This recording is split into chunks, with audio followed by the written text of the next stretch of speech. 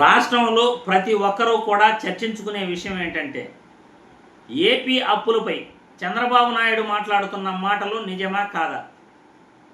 చంద్రబాబు నాయుడు నిజంగా అప్పుల గురించి నిజమే మాట్లాడుతున్నాడా లేకపోతే అబద్ధాలు చెప్తున్నాడా? ప్రజలకి ఎందుకు డౌట్ వస్తుందంటే మొన్న అసెంబ్లీలోనూ గత సంవత్సరం బడ్జెట్ ప్రవేశపెట్టేటప్పుడు మన రాష్ట్ర ఆర్థిక మంత్రి పయ్యావుల కేశవ్ గారు రాష్ట్ర అప్పుల గురించి ఆయన ప్రస్తావించడం జరిగింది. ఇప్పటి వరకు 2014 నుండి 2024 వరకు రాష్ట్ర అప్పులు 6.46 లక్షల కోట్లు మాత్రమే అని ఆయన క్లియర్గా చెప్పడం జరిగింది. గత వైసీపీ ప్రభుత్వంలో వివిధ కార్పొరేషన్లతో తీసుకున్న అప్పు 3.70 లక్షల కోట్లు, అంటే 3,70,000 కోట్లు అన్నమాట.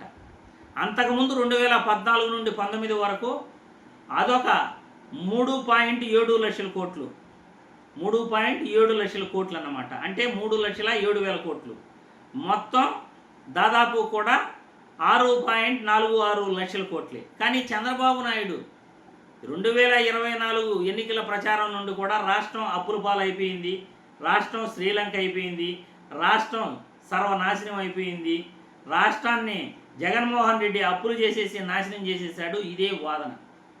ఈయన వాదనలో నిజముందా లేదా? చంద్రబాబు నాయుడు ఇప్పటికైనా నిజాలు చెప్తాడా? ఈయనేమో 14 లక్షల కోట్లని ఒకసారి, గవర్నర్ ప్రసంగంలో అసెంబ్లీలో 10 లక్షల కోట్లని గవర్నర్ చేత చెప్పించారు.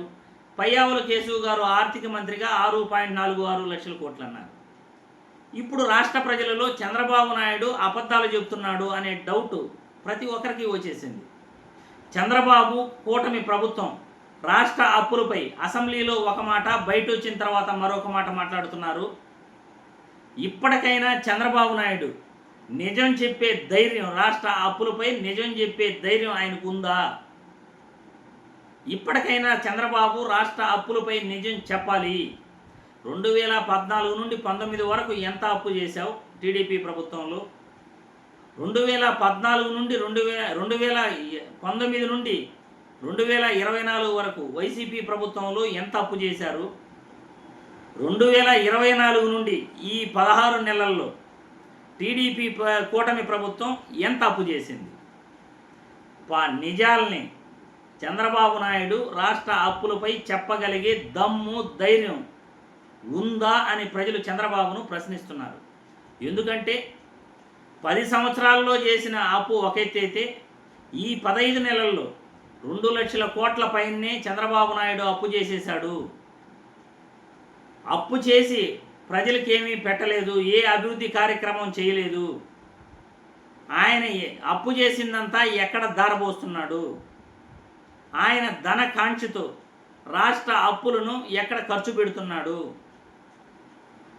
తల్లికి వందనం పథకం ఇచ్చిందేమో 8,000 కోట్లే, ఆయన చెప్పేదేమో 10,000 కోట్లు అంటాడు. ఉచిత గ్యాస్ సిలిండర్కి ఇచ్చిందేమో 2,600 కోట్లు అని చెప్పాడు, కానీ ఇచ్చిందేమో చాలా చాలా తక్కువ.